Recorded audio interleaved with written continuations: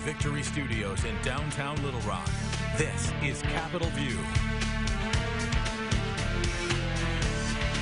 And good Sunday morning to you. Welcome into Capitol View. I'm Jay Burr. Well, Arkansas is attempting to join a handful of states that would allow collegiate athletes to profit off their name, image, and their likeness. And joining us now to explain this is sponsor of the bill, Speaker of the House Matthew Shepard, and also brand new Vice Chancellor of Intercollegiate Athletics at Arkansas State University, Tom Bowen. Gentlemen, we certainly do appreciate the time.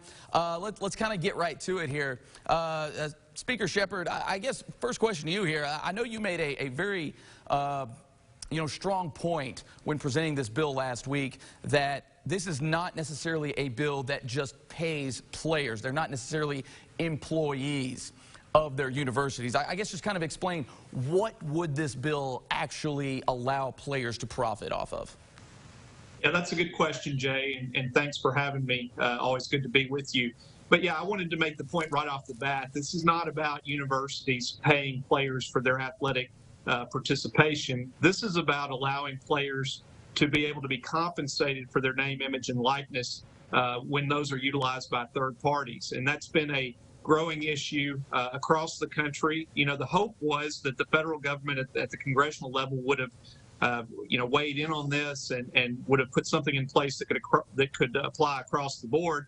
But that has not happened. And what we've seen is that a handful of states have already passed legislation in this regard, most notably Florida, which for Arkansas State, the University of Arkansas, and some of our other institutions of higher education, it really is starting to bring this closer to home. And so it becomes a matter of competitiveness for our higher education institutions. And so we brought this bill forward, felt like it was a great opportunity for Arkansas to be on the leading edge of this, and certainly was very appreciative of the support, not just from our higher education institutions, but also from the House Education Committee.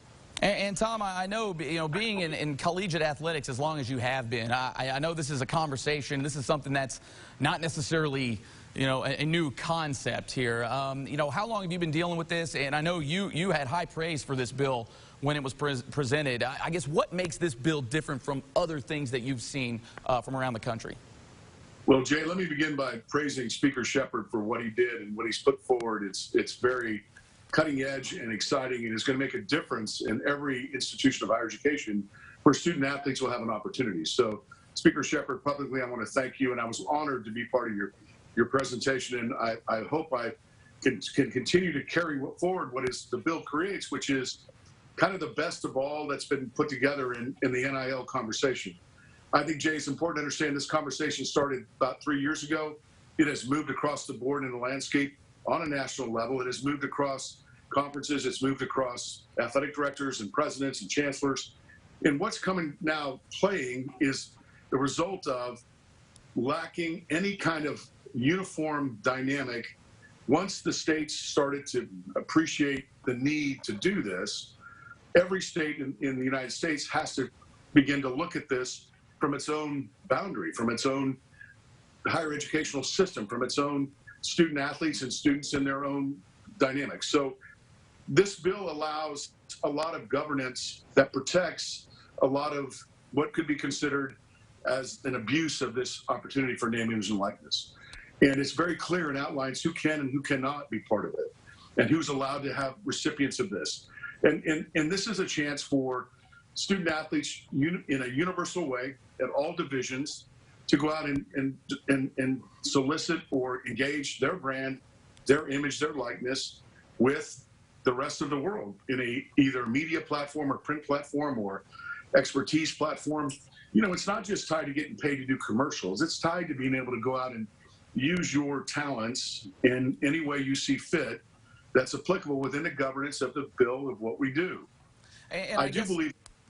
Go ahead. No, let me interrupt you here real quick, because I know another big thing was, and even head coach Sam Pittman from the University of Arkansas was there to kind of talk about the recruiting aspect of this. And maybe, Tom, you can maybe speak more to this, but how big a tool would this be going forward? And obviously not just for Arkansas State, but really all of the universities here in Arkansas. So let's be clear. This wasn't designed to be a recruiting tool. This is designed to allow student athletes the opportunity that they were allowed to have with an appeal through a committee with an exception from the NCAA. So there have been student athletes who have had name, image, and likeness opportunities in various businesses, in various different collaborations, when they've been granted the appeal to do so, okay? So this becomes a uniformed approach throughout college athletics to allow image and likeness and name to benefit the student athlete.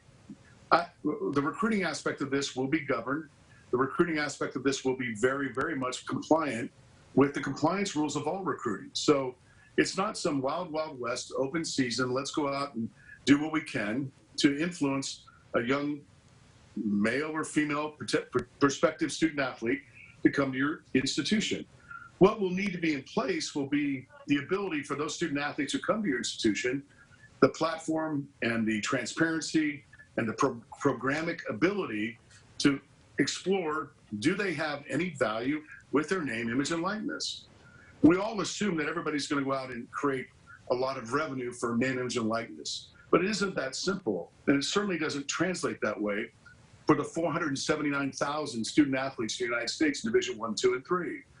But it's an ability for you as a student athlete to go out and create your own entrepreneurial abilities about who you are and your talents. If you're a great golfer at a Division III school and you want to run clinics and camps for kids, you can now do that with your name, image, and likeness in the state of Arkansas if this bill passes. So it's not really tied to recruiting. It's tied to allowing student athletes their ability to do what they want to do with their talent. And real quickly here, Speaker Shepard, we got about a minute left here. I guess just what are some of those protections that we've got in here, not only for the universities, but also for the student athletes as well? Well, I think there's a number of protections that are built into that. You know, there's some disclosure requirements in terms of notifying the institution of that type of engagement. We've also allowed, in the bill, we've allowed student athletes to retain professional representation that otherwise would be precluded under state law, but they can actually obtain representation to assist them in navigating all the various legal aspects of the name, image, and likeness issue.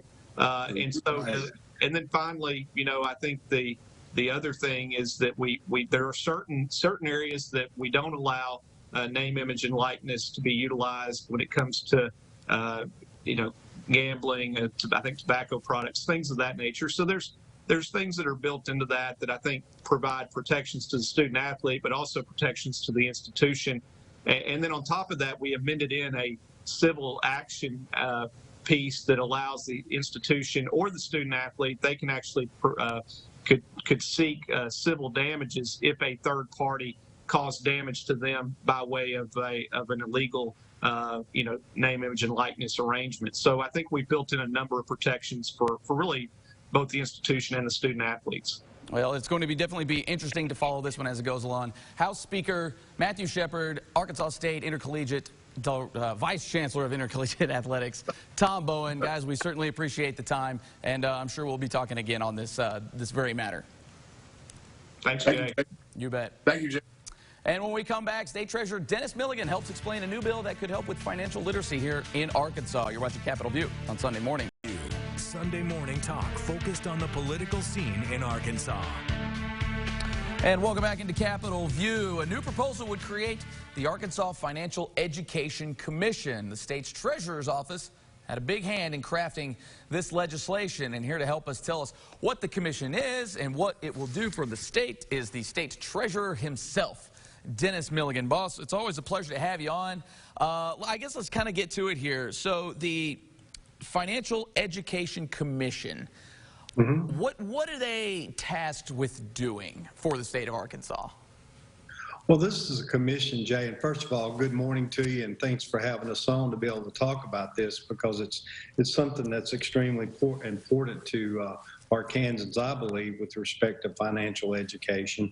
But we're going to be tasked with being able to get out among the state and try to help our citizens understand. You know, with this recent COVID unexpected occurrence, I think it really showed the weakness that we have as Arkansans, even as a nation, with respect to finance. Most people don't even have, Jay, $400 in their savings accounts. So when they were let go, sent home, I mean, this created such a stir that it prompted me to even want to do more as far as trying to help our citizens throughout the state to be able to get some financial education.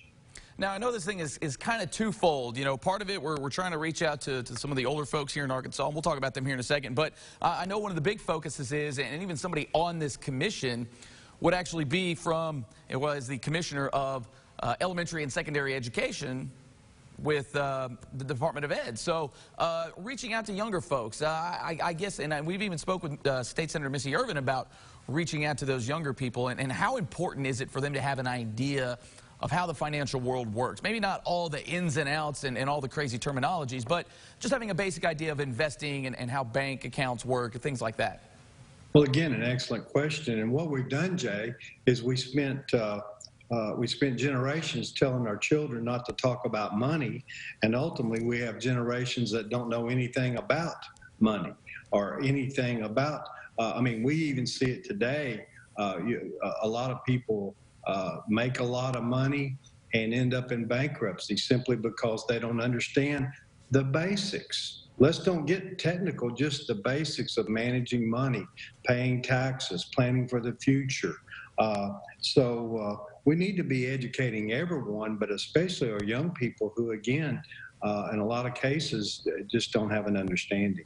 And I guess, too, reaching out to older Arkansans who may not necessarily have time to go to classes at night or things like that. You know, what are some of the ways that the commission will try to reach out to older Arkansans when it comes to being smart about their money and their finances? Well, first of all, other states have done similar things to what we're talking about. Tennessee, for instance, launched a financial resource library for adults. So, again, you know, you either love it or you need to love it a little. Seems like I heard that somewhere one time. And this ultimately is going to offer not necessarily a one-size-fits-all, but we want to make it readily available. We want to be able to promote this program, and we want to be able to certainly help our elderly to be able to understand, because a lot of widows, for example, have been left with large estates, and they don't really understand what to do and how to plan not only for their futures, but what to do with the money once something occurs with them. And I guess, too, I mean, we're covering all aspects here. I mean, for like I said, like for basic level understanding, you know, banking, even livable wages, I know was part of the bill, investing. I mean, how deep are into things like investing? Because I know a lot of people got burned when we come to, you know, the game exchange stock or GameStop.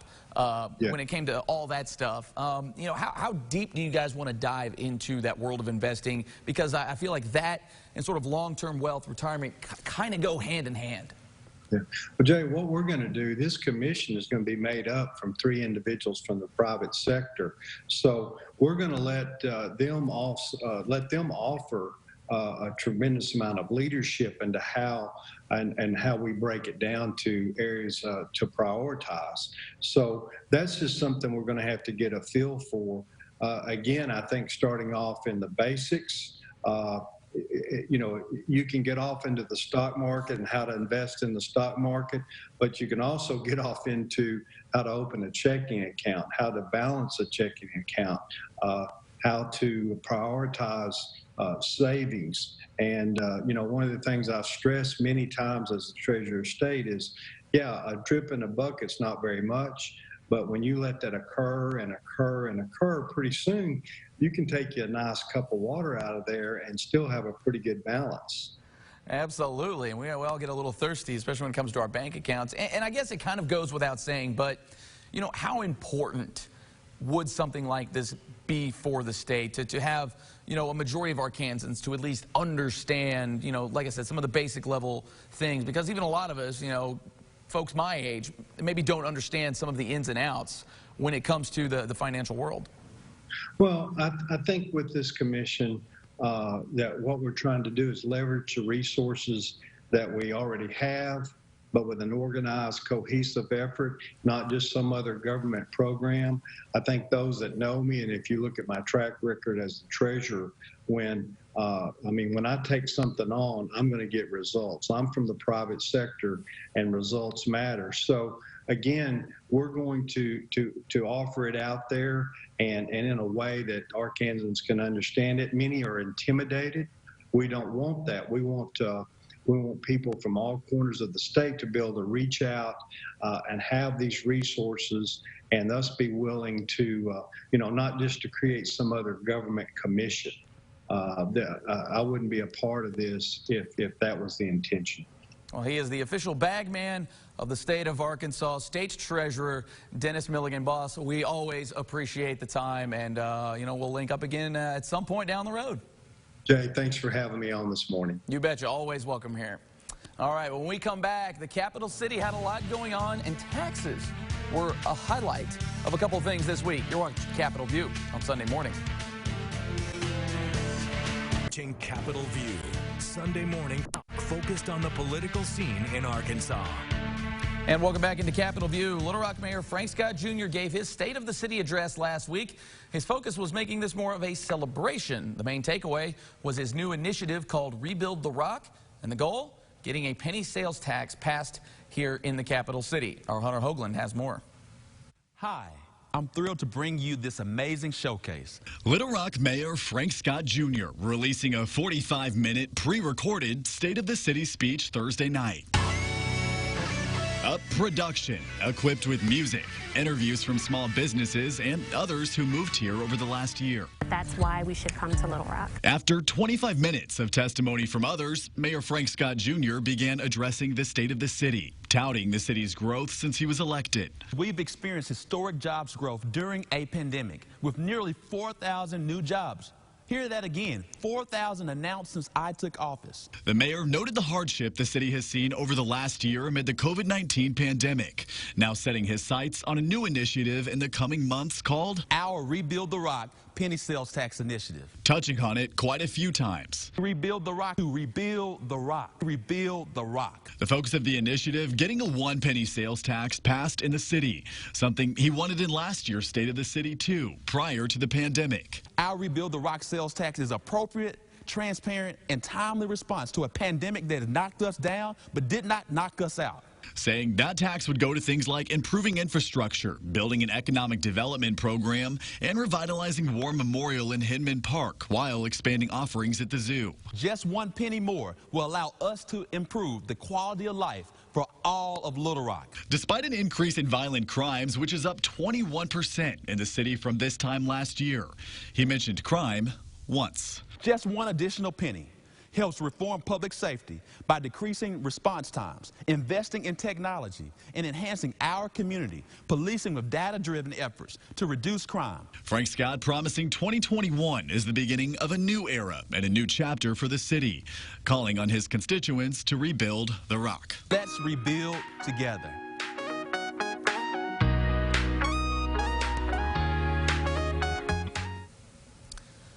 And Mayor Scott says the city will also rebrand in the coming months. If you'd like to listen to the full 45-minute video, you can find that link on our website, KARK.com. Well, a new tax cut proposal looks to be very specific and would benefit classroom teachers all across Arkansas.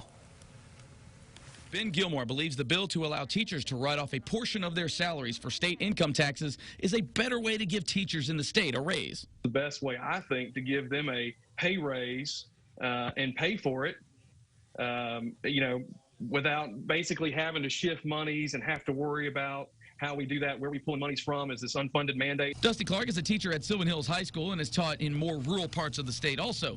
He says the potential bump in take-home pay will help teachers with other things. You're talking, knocking out income tax. That could pay for a better insurance premium for some of those teachers. Clark says this is a huge recruiting tool for smaller districts and a good investment in the educational infrastructure of the state as a whole. I think it's a plus for the state overall because it gives incentive for those people that are graduating college to go into other parts of the state and, pursue jobs in areas that aren't as, attractive as, say, Central Arkansas or Northwest Arkansas. State Representative Howard Beatty says this should level the playing field across the state, even if some districts pay more. That savings and that money going to the educator will go a lot longer here in southeast Arkansas than in Little Rock. Superintendent of Clinton Schools, Jay Chalk, agrees with the proposal as well, especially because the onus is not put on the districts. With an incentive to help our teachers when it's not a unfunded mandate from the state for districts helps us out tremendously. Educators say there are times where they have felt unappreciated, but this tax cut proposition has them feeling the love